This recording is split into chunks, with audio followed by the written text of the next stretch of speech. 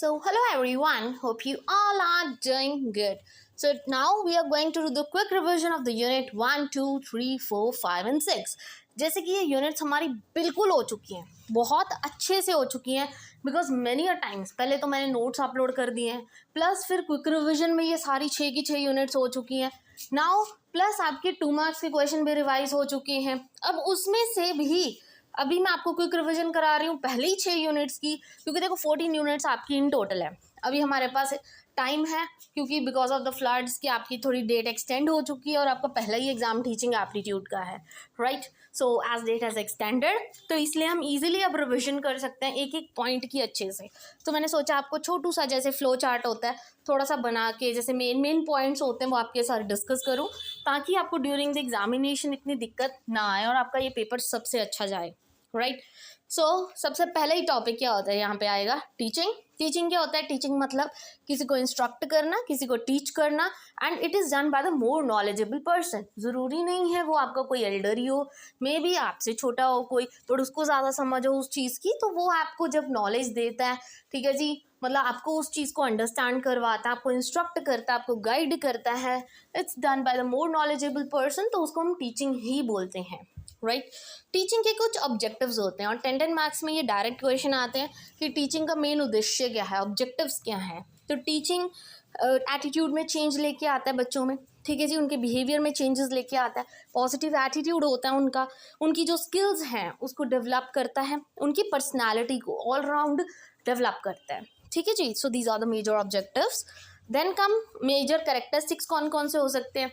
Teaching के characteristics क्या हैं? टीचिंग एक कॉन्टिन्यूस प्रोसेस है, ये एक इंटरैक्टिव प्रोसेस है, ये एक आर्ट है, एक साइंस है, and it is a social process. और भी बहुत सारी चीज़ें, इट्स अ 2 वे कम्युनिकेशन, ठीक है, बहुत सी चीज़ें आप अपनी तरफ से ऐड कर सकते हो, ज़रूरी नहीं यही लिखना है।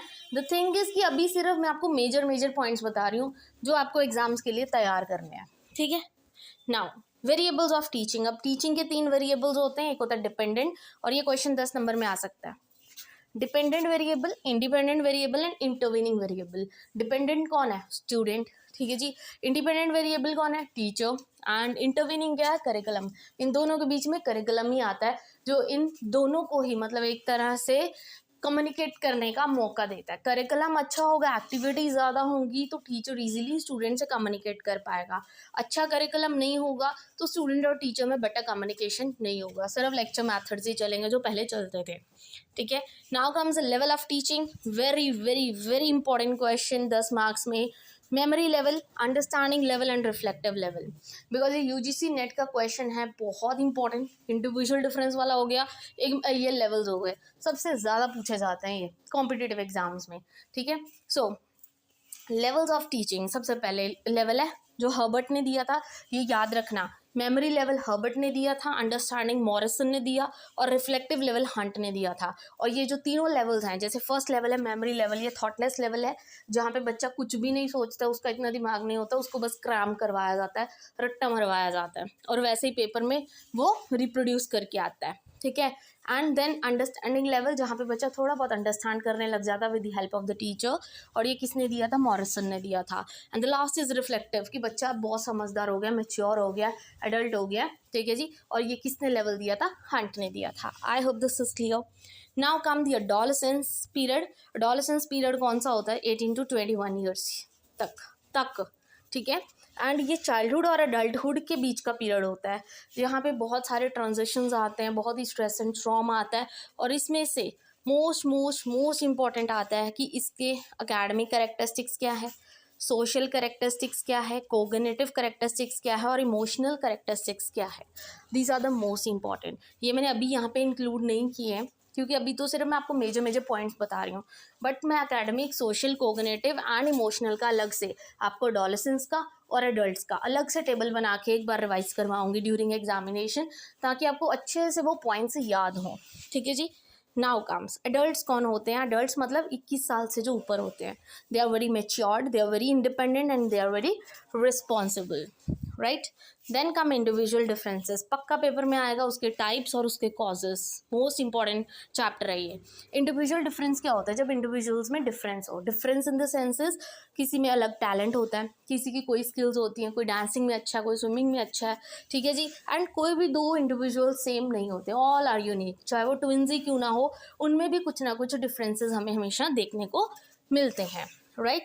Types of individual differences. Individual difference कितनी तरह के होते हैं? सेक्स डिफर होता है, एटीट्यूड अलग होते हैं, मोटर एबिलिटीज़ कम ज़्यादा होती हैं. जैसे गर्ल्स हो गई, वो इतनी मोटर एक्टिविटीज़ नहीं करती, जैसे वो इतना स्पोर्ट्स में पार्ट नहीं लेती, मतलब जो पहले की बात है, जो जेंडर इश्यूज चल रहे हैं, ठीक है. एंड जो मेल्स होते हैं वो ज़्यादातर यही चीज़ों में टेक पार्ट करते हैं, ठीक है.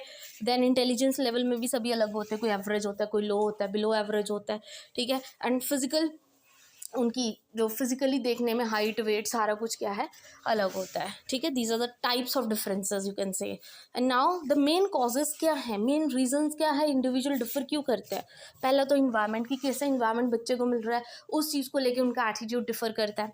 उनकी इकोनॉमिक कंडीशंस कैसी है, ये भी डिफ़र करता है, ठीक है. एज क्या है उनकी, मेच्योरिटी लेवल ज़्यादा एज वाले का ही होगा, कॉमन सेंस है, ठीक है. हेरिडिटी भी मैटर करती है, ठीक है. Then come education also matters, ठीक है. तो ये मेन रीजंस है कि इंडिविजुअल एक दूसरे से क्यों डिफ़र करते हैं, ठीक है जी.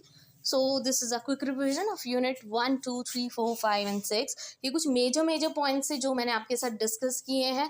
आई होप ये वीडियो और ये पॉइंट्स आपके लिए बहुत ज़्यादा यूज़फुल रहने वाले हैं अगर आप इसको ध्यान से पढ़ोगे, क्योंकि इनमें से ही आपको क्वेश्चंस आएंगे 2 मार्क्स के, 10 मार्क्स के. और अगर आपने ये पॉइंट्स भी कर लिए तो भी बहुत अच्छे से आप अपना एग्ज़ाम अटेम्प्ट कर पाओगे ये, ठीक है जी. So this is all about today. तो नेक्स्ट टाइम मैं आपके लिए नेक्स्ट रिविजन लेके आऊँगी, ठीक है. So this is all about today. Video अच्छी लगी, इन्फॉर्मेटिव हो, then please don't forget to like and subscribe my channel. Thank you very much.